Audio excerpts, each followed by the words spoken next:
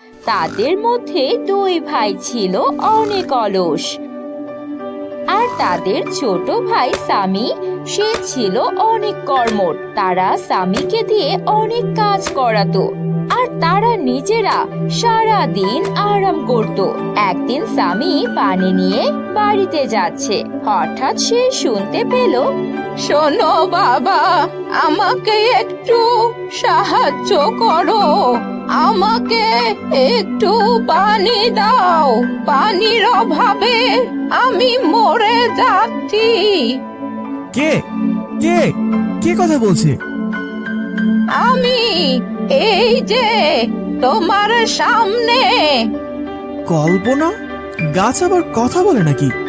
আমি তোমাকে ডাকছি বাছা, আমাকে তোমার ওই কলসি থেকে পানি দিয়ে সাহায্য করো বাবা, তা না হলে পানির অভাবে আমি যে মরে যাব। হে গাছ, আমি যদি এই পানি তোমাকে দেই তাহলে আজ আর বাড়িতে আমি পানি নিয়ে যেতে পারবো না। আর পানি না নিলে আমার ভাইরা অনেক রাগ করবে।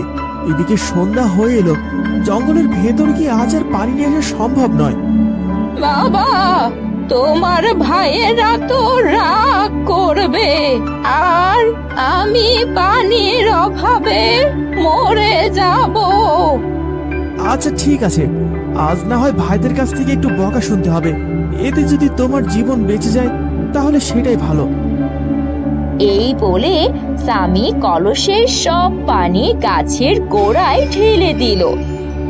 তোমাকে অনেক ধন্যবাদ বাবা, তুমি পানি দেওয়ার কারণে আজ আমি আবার জীবন ফিরে পেলাম। আমি এই জঙ্গলের সবচেয়ে পুরাতন ও জ্ঞানী গাছ।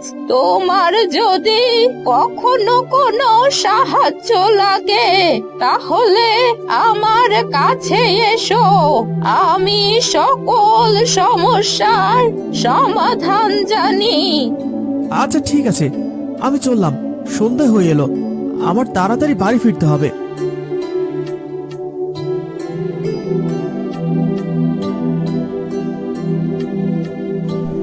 কিরে, আজ এত দেরি হলো কেন? দে দে, পানির কলসটা দে, একটু পানি পান করে আমার পিপাসা মেটাই। গলাটা শুকিয়ে একেবারে কাঠ হয়ে গেছে। ইয়ে মানে কলসে তো কোনো পানি নেই ভাই। আরে হতচ্ছাড়া, এ কি বলছিস? পানি নেই মানে? সারাদিন জঙ্গলে কাটিয়ে রাতের বেলা এখন বলছিস পানি নেই? দিন দিন তোর কি হচ্ছে? কাজে ফাঁকি দেওয়া কবে থেকে শিখেছিস, আলসে কোথাকার? ভাই, আমি জঙ্গলে পানি নিয়ে আসছিলাম, হঠাৎ একটা গাছ আমার কাছে পানি চেয়ে বসলো। গাছটাকে পানি না দিলে ও মরে যেত। পানি দেওয়ার পর সে আবার জীবিত হয়ে উঠলো। মানে গাছের জীবন বাঁচাতে গিয়ে আজ আর পানি আনতে পারলাম না।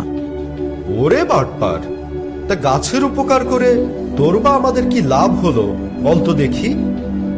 ভাই, সেই গাছ নাকি অনেক জ্ঞানী গাছ, তার কাছে সব সমস্যার সমাধান আছে।